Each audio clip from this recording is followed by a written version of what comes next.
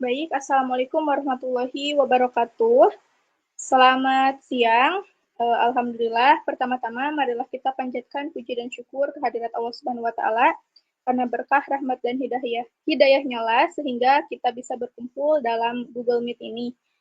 Sholawat serta salam semoga senantiasa tercurah kepada junjungan alam Nabi besar Muhammad Shallallahu Alaihi Wasallam.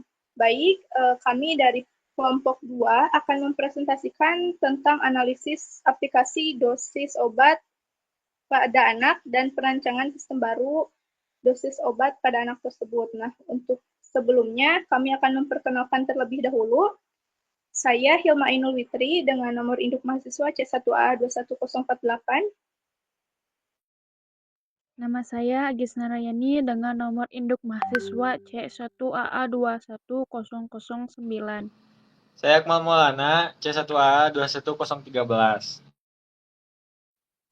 Saya Azhara Aulia Salsabila dengan nomor induk mahasiswa C1AA21024. Saya Muhammad Ilyas Tarim, C1AA 21081.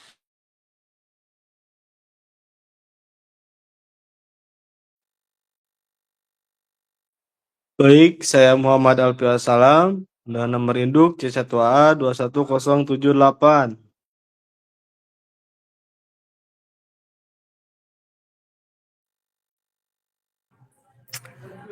Baik, saya M. Safik Marwan dengan NIM C1A 21066. Baik, saya Muhammad Fauzi Marwanda dengan NIM C1AA 21075. Baik, saya Indra Agustin, NIM C1A 21051.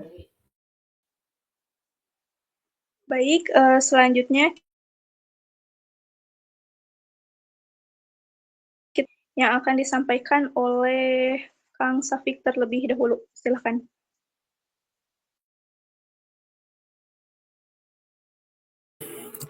Baik ya, untuk aplikasi dosis obat anak. Aplikasi dosis obat anak adalah perangkat lunak yang dirancang untuk membantu orang tua atau wali dan tenaga kesehatan dalam menghitung dosis obat yang tepat untuk anak berdasarkan berat badan, umur, dan juga kondisi kesehatannya.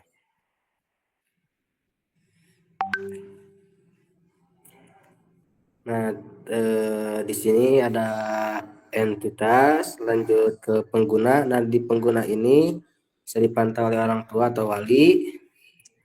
Nah, untuk dari pengguna akan ada proses yang pertama registrasi, login, profil anak, resep obat, jadwal dosis, pengingat dosis, dan juga riwayat pengobatan.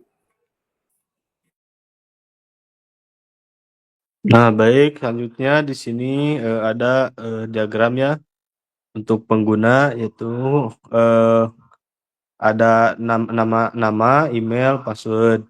Terus di sini juga untuk pengguna anak ada seperti nama, tanggal lahir, dan ID anak. Nah, terus untuk obatnya ada nama obat, ID obat, nama obat, dosis, efek samping. Terus untuk resepnya juga di sini ada ID resep, ID anak, ID obat, dan tanggal resep. Nah, untuk jadwal dosisnya juga di sini ada jadwal obat, ID resep, dan waktu dosis. Nah, untuk relasinya di sini ada pengguna sampai anak, anak sampai resep, sampai jadwal sampai dosis.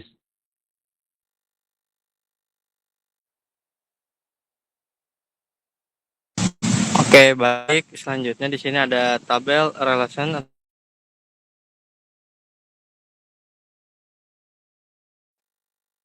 atau diagram bagaimana di tabel pengguna itu terdapat ID, nama, email, lalu password. Nah, ini tampilan awal. Nah, selanjutnya di tabel anak itu terdapat ID, nama, tanggal lahir, ID pengguna. Lalu dilanjut ke tabel obat, bagaimana ada ID-nya, nama, dosis, efek samping. Lalu untuk di tablet obatnya, lalu kita masuk ke tabel resep, yaitu ada ID anak, ID obat, tanggal resep, lalu ke tabel jadwal dosis. Di sini ada ID resep, dan waktu dosis.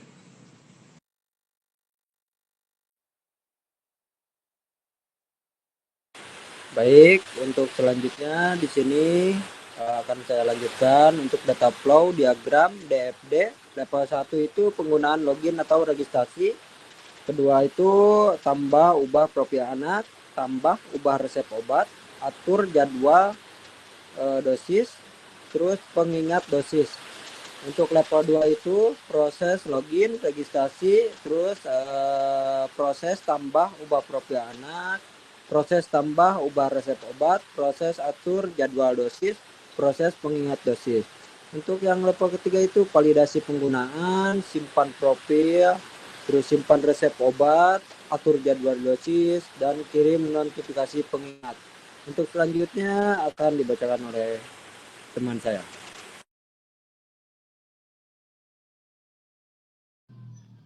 Baik, selanjutnya rancangan antarmuka. Yang pertama itu halaman utama, login, registrasi, menu navigasi, halaman profil anak, formulir tambah atau ubah profil anak, tabel daftar anak. Yang ketiga halaman resep obat, form tambah atau ubah resep obat, tabel daftar resep.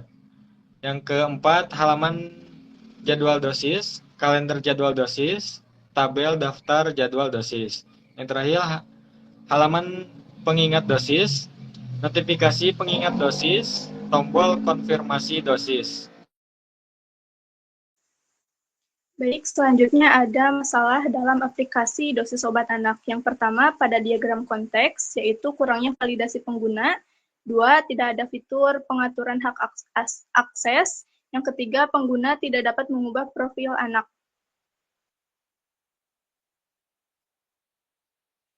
Lalu di diagram entity relation diagram, yaitu tidak ada relasi antara tabel obat dan resep. Yang kedua, kurangnya atribut untuk tanggal kadaluarsa obat. Yang ketiga itu tidak ada entitas untuk riwayat pengobatan. Selanjutnya, tabel relasi diagram. Kurangannya itu ada di tabel pengguna, kurangnya atribut alamat dan nomor HP. Yang kedua, pada tabel anak, kurangnya atribut riwayat penyakit. Yang ketiga, pada tabel resep itu kurangnya atribut dosis dan frekuensi. Selanjutnya pada data flow diagram, yang pertama di proses login atau registrasi tidak aman. Lalu yang kedua tidak ada proses validasi data pengguna, dan yang ketiga kurangnya integrasi dengan sistem pengingat. Lalu untuk di rancangan antarmuka, kurangnya navigasi yang intuitif. Yang kedua, tidak ada fitur pencarian resep dan obat. Yang ketiga, desain antarmuka tidak responsif. Yang keempat, kurangnya dokumentasi pengguna. Dan yang kelima, tidak ada fitur backup dan restore data.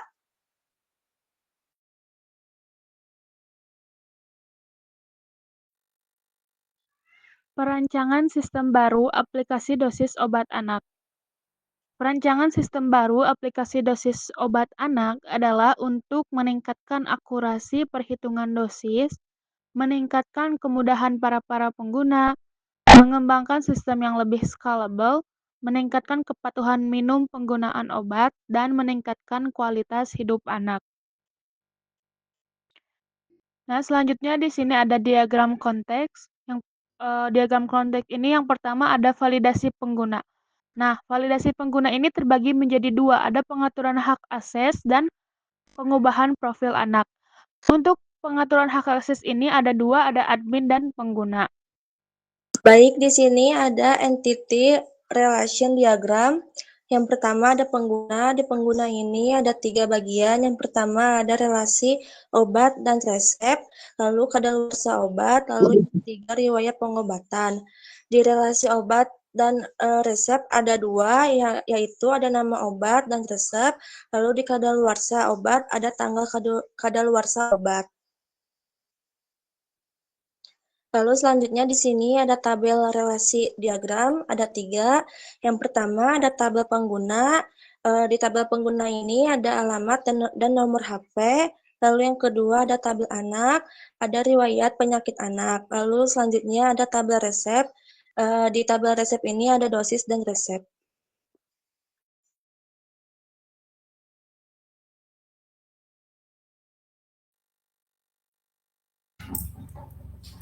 Lanjut pada data flow diagram. Yang pertama, pengguna login atau registrasi, lalu tambah atau ubah profil anak, tambah atau ubah resep obat, atur jadwal dosis, lalu pengingat dosis. Lalu untuk level yang kedua, yang pertama yaitu proses login atau registrasi, lanjut proses tambah atau ubah profil anak, proses tambah atau ubah resep obat, lalu proses atur jadwal dosis, dan proses pengingat dosis. Untuk level 3, yaitu validasi pengguna, validasi data, simpan profil anak, lalu simpan resep obat, atur jadwal dosis, kirim notifikasi pengingat, integrasi dengan kalender pengguna, lalu enskripsi data. Selanjutnya yaitu rancangan antarmuka. Halaman pertama, registrasi menu navigasi atau login. Lalu halaman profil anak, form tambah atau ubah profil anak, tabel daftar anak. Lalu pada halaman resep obat, ubah resep obat, tabel daftar resep, halaman jadwal dosis, kalender jadwal dosis, tabel daftar jadwal dosis. Lalu pada halaman pengingat dosis, yaitu notifikasi pengingat dosis, tombol konfirmasi dosis. Lalu untuk sistem yang terbarunya yaitu ada 4. Pertama, pencarian resep dan obat. Lalu kedua, dokumentasi pengguna. Yang ketiga, backup dan restore data. Dan yang keempat, evaluasi efektivitas pengobatan. Baik, demikianlah presentasi kami dari kelompok 2. Mohon maaf apabila ada kesalahan dan kekurangan dalam pemaparan materinya. Mari kita tutup presentasi pada hari ini. Akhir kata, saya ucapkan wabillahi taufiq wal hidayah. Wassalamualaikum warahmatullahi wabarakatuh. Waalaikumsalam warahmatullahi wabarakatuh. Waalaikumsalam warahmatullahi wabarakatuh. Wabarakatuh.